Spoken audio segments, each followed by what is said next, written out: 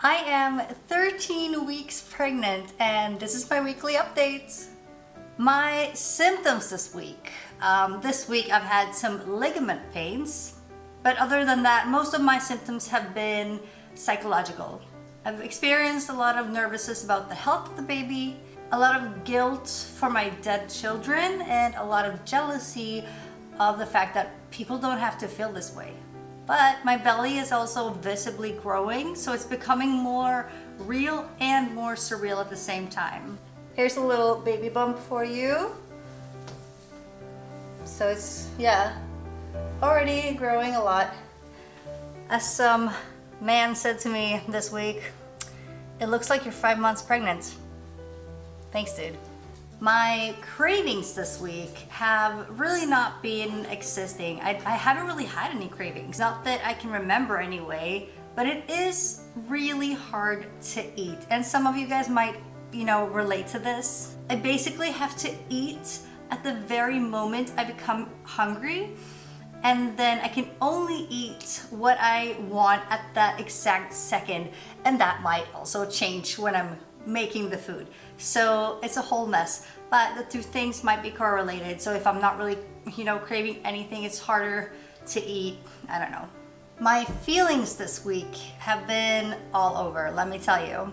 This week we got the NIPT results back, which was fantastic. The results are good. The NIPT was done through a blood test last week, and it shows the chances of our child having trisomy 13, 18, or 21. Now, we had a low risk of our baby having one of those trisomies, which to me is a relief because all I want is a healthy and live baby. And obviously those three are often connected with either life-threatening syndromes or diseases, or even just some have a lower quality of life. So I'm very thankful that it seems to be a healthy baby. We also bought a bedside crib for Bambi, and it made me bawl my eyes out because it made me feel further away and more separated from Lennox and Henry. And I think that's because we didn't get them any furniture and we didn't prep the home in any way for them. Now we're doing things a little bit differently, and it feels unfair because now we suddenly do for Bambi. The size of the baby this week has been the size of a peach, as heavy as a dwarf hamster, and the size of espresso cups. So that's about 25 grams or about 6 centimeters long. Some facts for you. Bambi is now fully developed to the point that the organs are now functional, but it obviously needs to grow and mature in order to cope going from an indoor cat to an outdoor cat.